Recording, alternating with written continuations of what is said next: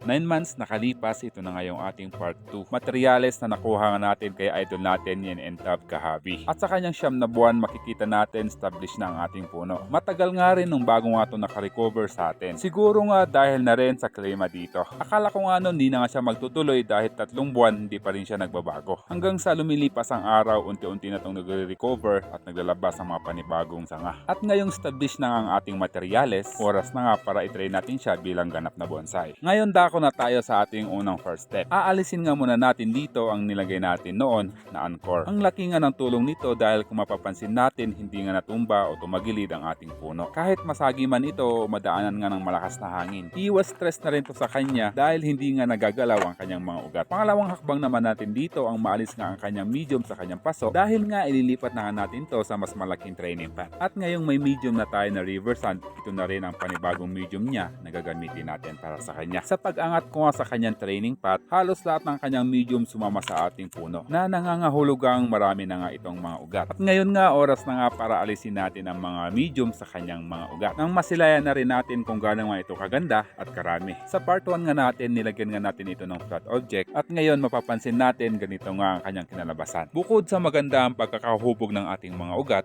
hindi nga rin ito nagkaroon ng mga mother roots. Sa 9 months nga na pagkakatanim sa kanya, ganito na karami at kakapal ang kanyang mga ugat. Sinyales nga na healthy at napakasigla ng ating puno. Ngayon naman, pagpatuloy nga natin ang paglinis sa kanyang mga ugat. Ganito kaganda ang mga materyales na buksus. Hindi lang sa napakagandang materyales, hindi nga rin ito masyadong maselan. Kahit nga sa mga ugat, siksik nga ang mga binibigay nito. Ngayon dako naman na tayo sa ating next na step. At dahil nga ititrain na nga natin to bilang bonsai, magba-branch selection na nga tayo dito at aalisin na nga natin yung mga unwanted branches. Gayon na rin sa pagbabawas natin ng mga ugat. Kinakailangan nga natin dito magbawas ng ugat dahil kung mapapansin natin, masyado itong marami. Dahil magulo nga ito sa ating paningin, kung hahayaan lang din natin. At lalo nga kapag tumaba ang mga to, lalo nga silang magkakagulo. Kaya naman iiwan lang natin dito yung mga magiging primary roots natin. Sa pagbawas natin, ganito na ang kinalabasan ng ating mga ugat. Makikita natin, meron na nga siyang magandang nibaring huhubugin. Dako naman na tayo sa kanyang mga branches. Ngayon, magsisetback na tayo ng kanyang mga sanga. At ito na nga ang magiging first branch natin, ang magiging second branch natin, at ito naman ang back branch at ang apex natin. Kaya naman ngayon, sisetback natin ito. At ito na nga ang kinalabasan ng pag-workshop natin para sa materyales na to. Sa ating next step naman ang paglilipat sa kanyang bagong medium at bagong training pot. Napagtanto ko, wala pa nga tayong naihandang paglalagyan nito. Kaya bago naman natin ito ipagpatuloy, naghanap at gagawan muna natin ito ng kanyang magiging pwesto. Dito nga natin ito ilalagay sa tabing sapa kung saan ihihilira natin sa kanyang mga kasama para naman magkakatabi ang mga materyales pa lang. At dahil nga naubusan tayo ng mga concrete na patungan, itong kahoy muna na itong gagamitin natin, pwede pa naman.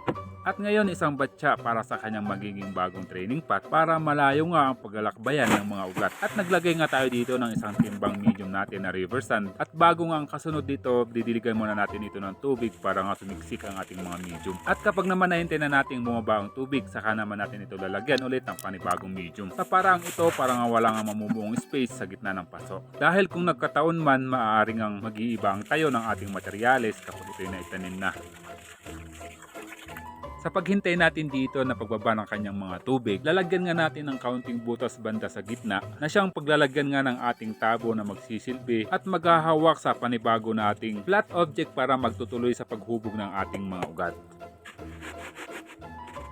Naglagay nga tayo dito gawa ng itataas natin itong ating paso nang sa gayon kapag ititrain natin ulit ang kanyang mga ugat, hindi na nga tayo mahihirapan. Isang napakahalaga rin kasi sa pagbobonsai kapag nagtitrain tayo ng mga puno ay napakaganda nga rin kapag sinasabay na natin ang kanyang mga ugat. Isang nga kagandahan kung bakit nga kailangan pagsabayin ang pagtitrain sa ugat at sa mga puno natin para nga sa balanse ang paglaki. Para na nga rin sa matatag na pundasyon at magandang ang anyo at proportion. At kapag nga hindi magulo ang mga ugat natin, hindi sila madaling magkabuhol-buhol o kaya naman masikip sa ating mga paso. Mas madali nga itong alagaan o kaya naman sa paglipat sa kanila sa ibang paso. Mas mabilis din silang putulin o hubugin sa susunod nga ng mga taon. Sa madaling salita, maayos nga na ugat, katumbas nga nito ay malusog, matibay at magandang bonsai. Isa nga ring mahalaga sa pagkakaayos ng pagkakalatag ng mga ugat, magsisilbing ang matibay ang paanan nito. Hindi nga ito basta-basang matumba o gagalaw kahit nga tumanda ang puno o bumigat man ang katawan nito. Sa bonsai nga, ang itsura ng mga ugat na lumalabas sa ibabaw ibabaw ng lupa ay bahagi ng ganda ng kabuuan ng halaman. At kapag nga maayos ang pagkakaayos nito, magmumukha ngang natural at malinis at syempre balanse ang itsura nito. Ilang minuto nakalipas guys, ito na yung ating buksos na materyales. At simula ngayong araw na to, titirain na natin siya bilang bonsai.